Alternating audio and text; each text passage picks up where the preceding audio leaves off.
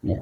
Maka di sini ikhwan akhwat, saya akan bahas 3 di antara 7 nafsu. Yang pertama ada namanya nafsu amarah. Nafsu apa, Bu? Amarah. Apa itu amarah, Pak? Yang kita tahu amarah itu ya kan marah-marah doang, ya kan. Ngomong kayak tadi itu saya hampir ke pancing saat ini, ya kan. Saya agak telat ke sini, saya kasih kabar ke Kang Ahyar, saya habis dibekam, saya mau dibekam dulu di badan karena memang ya agak sakit badan ini dari pasca Kota Mantam, Ustaz Suminto. Paginya kan kita di Sepatan ya, di Paradis, malamnya di sini. Kemudian saya balik lagi ke Sepatan untuk kajian subuh, siangnya haul Babe Asrani. Alhamdulillah besoknya tepar. Karena nggak didoping vitamin kali ya. Ya udahlah. 3 minggu, ya kan 3 minggu berobat ke sini udah untuk memaksimalkan ikhtiar. Dan tadi teman saya ngajak, udah yuk dibekam, keluarin darah kotor. Alhamdulillah tuh agak enakan. Di jalan karena dari Cengkareng saya ngajar lewat Rawabuaya, tempat bekamnya itu di Green Lake, ya kan di Green Lake. Arah ke sini di lampu merah gondrong. Ya lucu nih Bu, ya ibu-ibu yang di sono Bu, ya kan itu sen kiri belok kanan. Coba gimana Ustaz Edi? Saya di belakang, sen kiri belok kanan, ya kan. Saya udah ngambil posisi kanan, dia belok kanan. Padahal sennya udah mau hujan, marah-marah. Bapak kalau bawa motor pakai mata. Lalu saya pakai apa, Bu? Itu ya Allah, saya langsung istighfar lagi. Astagfirullahaladzim. Jangan sampai saya kepancing. Ya udah Bu, ya saya salah. Walaupun saya posisinya betul. Karena kita belajar dikir, jangan terpancing. Walaupun agak gondok tuh, agak gondok kita ini. Cuman ya udah, ya Bu saya salah. Ibu motor yang lecet nggak ada, motor kita yang ngelecet spakbornya itu tadi. Ya kan spakbor depan, ya udah. Tuh. Jadi yang dimaksud dengan amar itu bukan sekedar marah-marah aja. Ya. Apa? Dijelaskan di dalam kitab. Segala sesuatu yang jelek itu masuk ke kategori nafsu amarah. Marah, malas, apalagi sombong, iri, ya kan?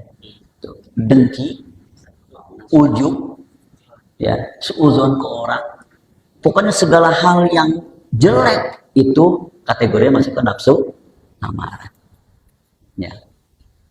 Apalagi hujan kayak gini ya, bawanya ngapain Pak? Enaknya taman ke LDTKN di rumah baik kan gitu ya. Kebawa kita, tapi karena kita punya zikir terus kita geblek, kita robi itu ke sahabat, alhamdulillah bisa hadir di sini. Alhamdulillah, maka bersyukurlah Bapak.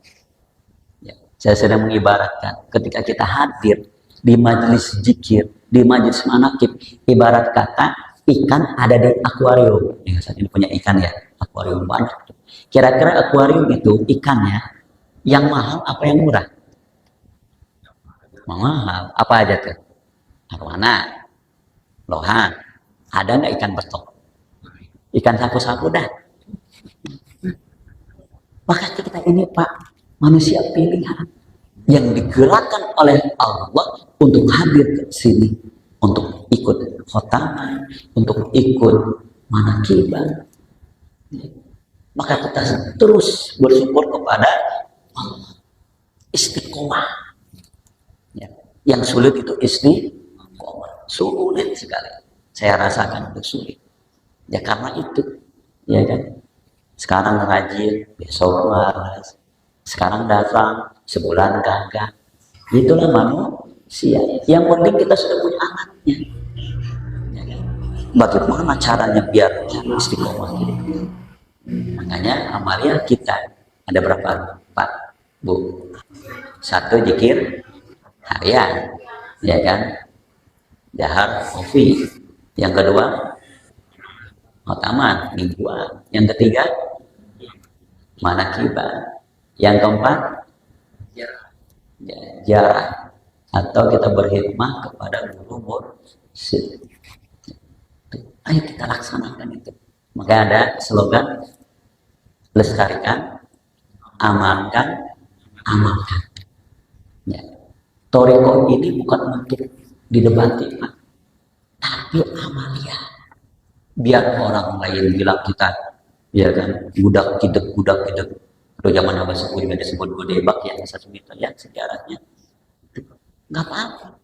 Ya, makanya kita sering ada di tanggih kudu asi kajama numika ngewa. Apa itu artinya ya?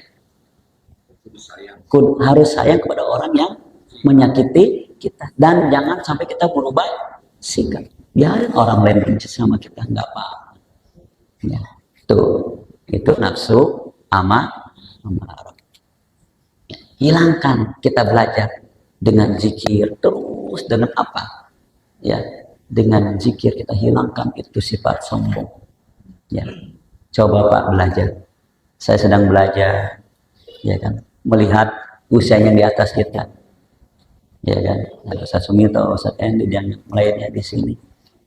Ya Allah, saya senang punya ikhwan, punya saudara rajin datang ke LDTKN, ya kan, rajin ke LDTKN, ya kan. Boleh nggak kita iri dalam kebaikan? Boleh, asalkan kitanya mau ikut juga untuk belajar juga. Yang boleh itu iri dalam kejelekan, misalkan orang lain punya mobil, kita langsung ngapa, ya kan? Orang lain punya kulkas, kita langsung iri, dengki, ya. Terus yang di bawah kita, makanya ditambahkan kasuluhuran kudu apa tuh?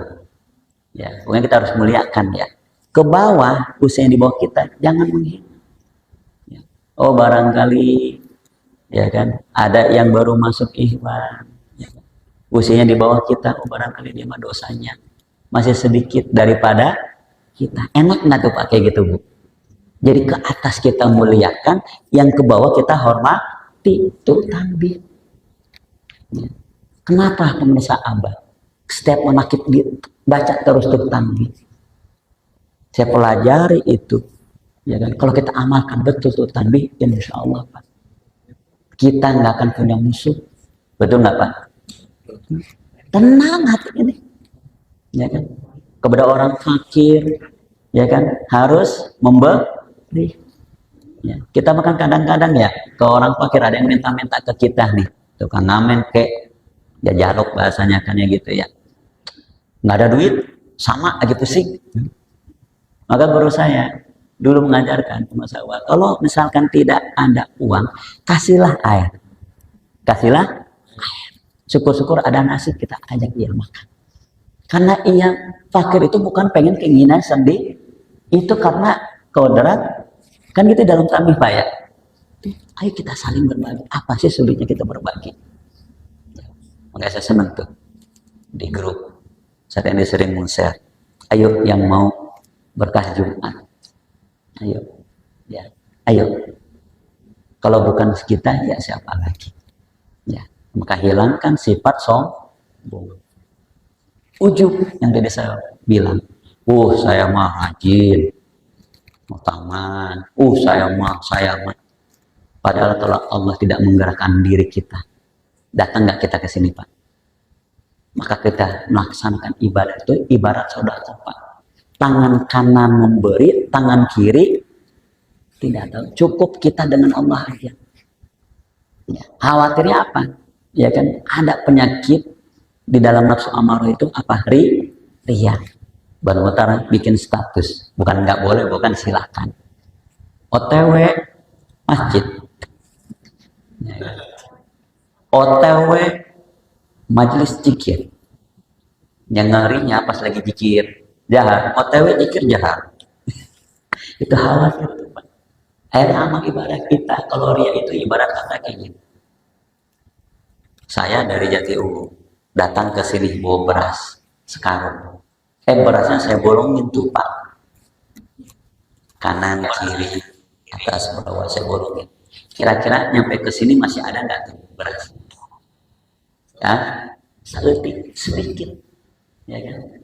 Maka ada di dalam hikayat dijelaskan orang yang rajin ibadah, rajin sodakohnya, rajin mencari ilmunya, ketika dia merasa dihisab, ya kan, awalnya masuk surga kan, nggak jadi, ya kan, ditanya hamba Allah, wahai fulan, engkau sodako untuk siapa? Untukmu ya Allah. Allah tahu, karena di dalam hati kita ini pengen disanjung. Kazabta, bohong engkau sodako bukan karena itu, tetapi pengen disebut orang yang dermawan. Dilemparkanlah ia ke nerakanya Allah. Na'udzubillah.